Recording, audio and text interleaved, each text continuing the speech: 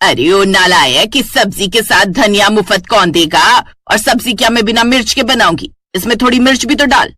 अम्मा सब मुफ्त में ले जाओगी तो हम कमाएंगे क्या? 20 की तुमने सब्जी ली है और उसके साथ कितनी मुफ्त चीजें ले ली। चुप कर, एक मारूंगी लपड़ और अम्मा होगी तेरी माँ, समझा? अभी तो मेरी उम्र ही क्या है। ऐसा कहकर शांता देवी वहां से चली जाती है। ये कहानी है नासिक के रामपुर की, जहाँ रहती थी शांता देवी, जिन्हें पूरे मोहल्ले में लोग लालची औरत के नाम से जानते थे। शांता देवी की एक ही आदत थी कि जहां पैसा देखा वहीं उनकी आंखें चमकने लगती थी। उनका बेटा राजेश बहुत सीधा साधा था और एक कंपनी में नौकरी करता था। हाल ही में उसकी शादी हुई थी पूजा से, जो कि बहुत ही समझदार, हंसमुख और थोड़ी शरारती लड़की थी। राजेश और पूजा एक दूसरे को बहुत प्यार करते थे और दोनों शादी कर घर आ गए, जिसे देख शांता ने कहा, नालायक, एक बार बता तो देता, तुझे ब्याह करने की इतनी हुड़क उठी हुई थी तो ढंग की कोई लड़की लेकर आती जो अपने साथ खूब दान दहेज ले आए। लेकिन तू तो इसे ले आया जो है ठन ठन गोपाल को। ओफो मम्मी, तुम भी ना बस दहेज दहेज। अरे एक बार अपनी बहू को देखो तो सही, आखिर क्या बुराई है इसमें? फिर शांता देवी ने बहू को ऊपर से नीचे तक देखा। बहू तो ठीक है पर साथ कुछ नहीं लाई। खैर वो तो मैं इससे आज नहीं तो कल वसूल ही लूंगी। अब बेमन से वो अपनी बहू का स्वागत करती है, लेकिन पूजा खुश मिजाज लड़की थी। वो जानती थी कि वो जल्दी ही अपनी सास का दिल जीत लेगी। फिर अगली सुबह पूजा रसोई में गुनगुनाते हुए काम कर रही थी। माँ जी, आज आपके लिए आलू के पराठे बनाऊं? हाँ, पर मक्खन ज्यादा मत लगाना, मक्खन महंगा आता है। हैं? ये कैसे घर में आ गई मैं जहाँ मक्खन भी गिनकर खाया जाता है? मम्मी जी, अब मक्खन नहीं खाएंगे तो फिर मोटे कैसे होंगे? कोई जरूरत नहीं है चर्बी बढ़ाने की, खा खा कर ढोल बन जाएगी, फिर कहेगी मुझसे कुछ काम नहीं होता। ऐसा कहकर शांता देवी रसोई से बाहर चली गई। पूजा को पहले दिन ही समझ आ गया कि उसकी सास कैसी है। ऐसे कुछ दिन बीत गए। फिर एक रोज शांता देवी बाजार गई हुई थी, जहाँ उसने अपनी पुरानी सहेली कमला को देखा, जो एक बड़ी कार से निकली। ओ तेरी, ये तो कमला है जिसके स्कूल में हर वक्त नाक बहती रहती थी, लेकिन आज ये इतनी बड़ी गाड़ी में जरूर किसी की चुरा कर लाई होगी। शांता झट से कमला के पास गई। अरे कमला, ये तू ही है ना? शांता, हाँ ये मैं ही हूँ। लग रही हूँ ना एकदम मधुबाला। हाँ, लेकिन ये चमत्कार हुआ कैसे? तू लंगूर से हूर कैसे बन गई? क्या कहा? अरे मेरा मतलब है तू बड़ी अमीर लग रही है। हाँ वो तो मैं हूँ। पता है मेरे घर में 2 नौकरानियां हैं, मैं कुछ काम नहीं करती, मैं तो बस आराम करती हूँ, आराम। ये सुनकर तो जैसे शांता देवी की आंखें चमक उठी। वाह रे ऊपर वाले, तूने भी क्या किस्मत लिखी है इसकी। तभी कमला बोली, शांता, ओ शांता, किन ख्यालों में खो गई? वैसे मैं कह रही थी कि मुझे एक और नौकरानी चाहिए। वो क्या है ना, मेरा कुक अपने गांव जा रहा है। तेरी नजर में कोई है जो अच्छा खाना बना सके? और पैसों की चिंता मत कर, वो तो अच्छे खासे ही मिलेंगे। बस ये सुनकर तो जैसे शांति के दिमाग में बिजली दौड़ गई। अगर मेरी बहू भी किसी के घर काम करे और पैसे मुझे मिले तो मजा आ जाए। फिर दिमाग में उसने एक चाल चली। अरे मैं तुम्हें एक बहुत अच्छी लड़की दिलवा सकती हूँ। वो खाना भी बहुत अच्छा बनाती है, लेकिन उसके लिए पूरे 50,000 लगेंगे। शांता, मुझे नहीं पता था कि तूने प्लेसमेंट एजेंसी स्टार्ट कर दी। खैर मुझे कोई प्रॉब्लम नहीं है, ये ले 50,000 और उसे कल ही भेज दे। पैसे देकर कमला वहां से चली गई और शांता की आंखें तो वो पैसे देखकर चौंधियाई गई। हाय हाय, क्या दिमाग लगाया तूने शांता, तूने तो सचमुच कमाल कर दिया। बहू को बेच भी दिया और उसे पता भी नहीं लगने दूंगी।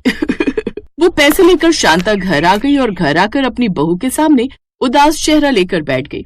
उसे उदास देखकर पूजा ने उससे पूछा, क्या हुआ माँ जी, आपकी भैंस को डंडा किसने मारा?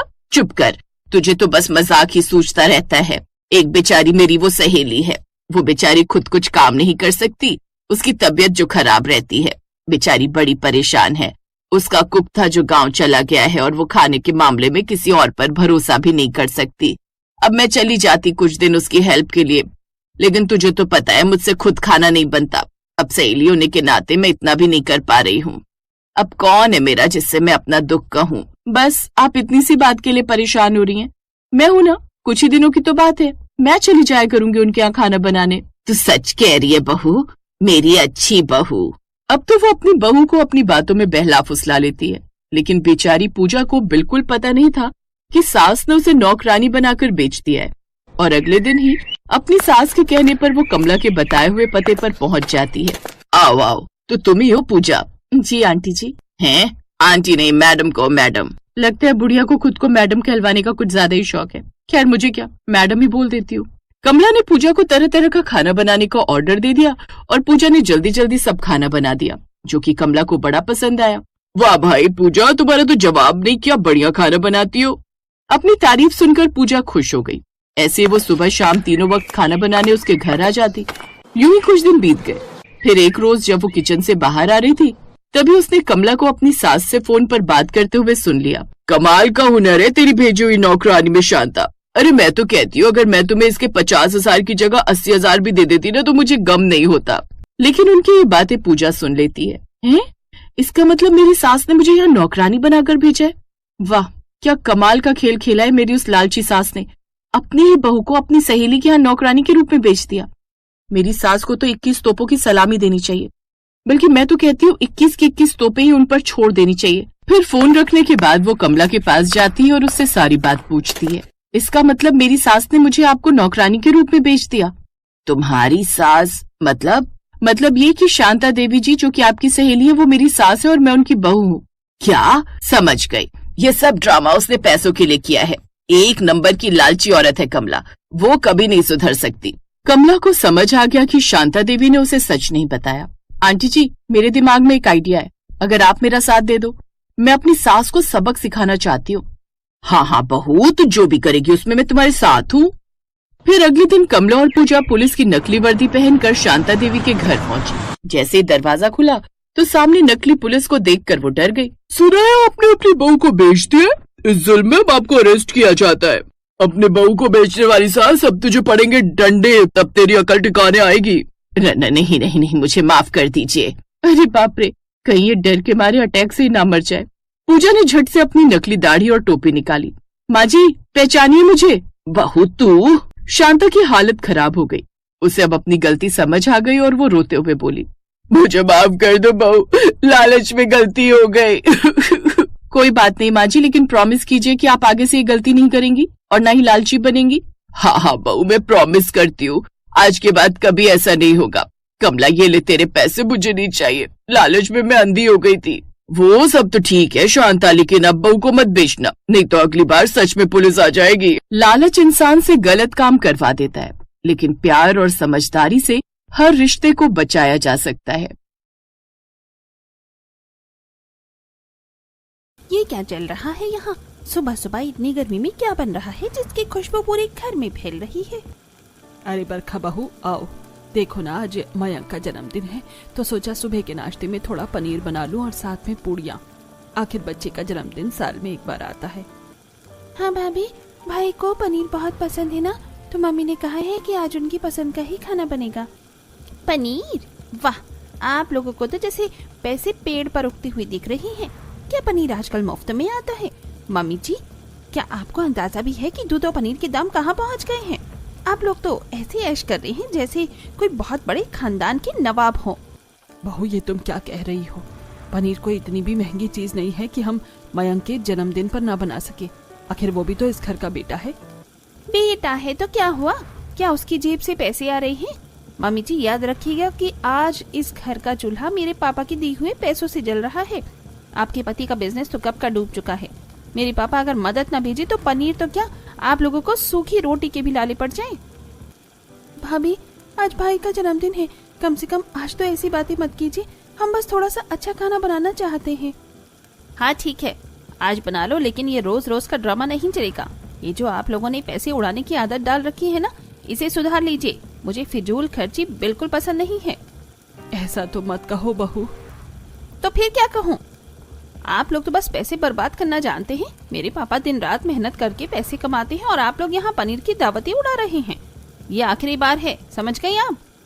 बरकत तमतमाते हुए रसोई से निकलकर हॉल में आ जाती है और सोफे पर पैर पसार कर बैठ जाती है और फौरन रिमोट उठाकर एसी चला लेती है। रसोई में सुलेखा की आंखों में आंसू आ जाते हैं। वो बेबसी से मौसमी की तरफ देखती है। मौसमी अपनी माँ का हाथ पकड़कर उन्हें सांत्वना देने की कोशिश करती है।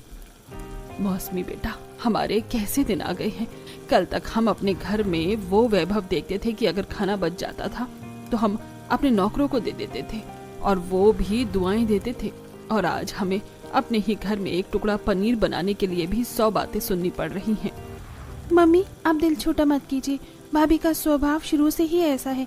जब से पापा के बिजनेस में घाटा हुआ है और उनके पापा ने हमारी मदद की है, वो तो जैसे हमें अपना गुलाम ही समझने लगी है।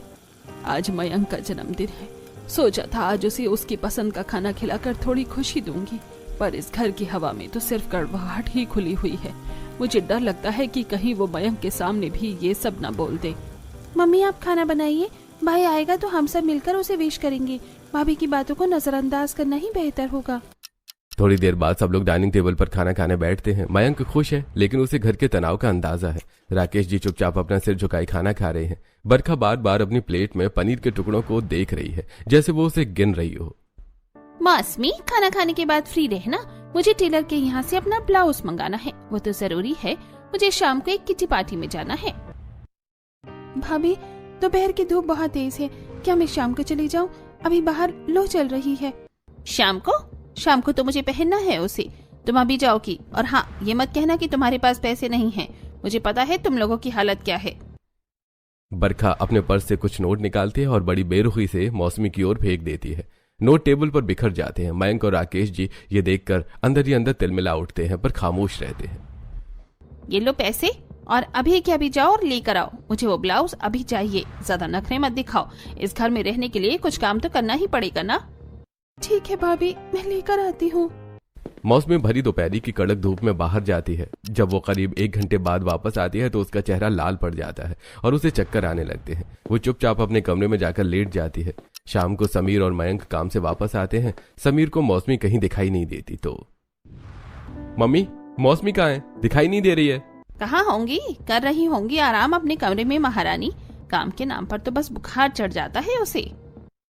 नहीं नहीं समीर बेटा, वो मौसमी दोपहर में बाहर धूप में गई थी ना, बरखा का कुछ सामान लाने, तो शायद उसे लू लग गई है। वो थोड़ा असहज महसूस कर रही थी तो मैंने ही उसे लेटने को कहा है। लो कर लो बुराई अपने बेटे से। अब क्या सामान मंगाना भी जुर्म हो गया है? समीर देखो तुम्हारी माँ कैसे मुझे विलेन बना रही है। बस जरा सा बाहर क्या गई, ड्रामा शुरू हो गया। बरखा, कम से कम इतना बुरा तो मत कहो। वैसे तुम्हें पता भी है कि बाहर कितनी धूप थी। मौसमी की तबीयत ठीक नहीं है और तुम इस तरह की बातें कर रही हो। हाँ, तुम तो अपनी बहन का ही पक्ष लोगे। जाओ देख लो अब अपनी महारानी बहन को। मैं जा रही हूँ अपने कमरे में, यहाँ तो मेरा दम घुटता है।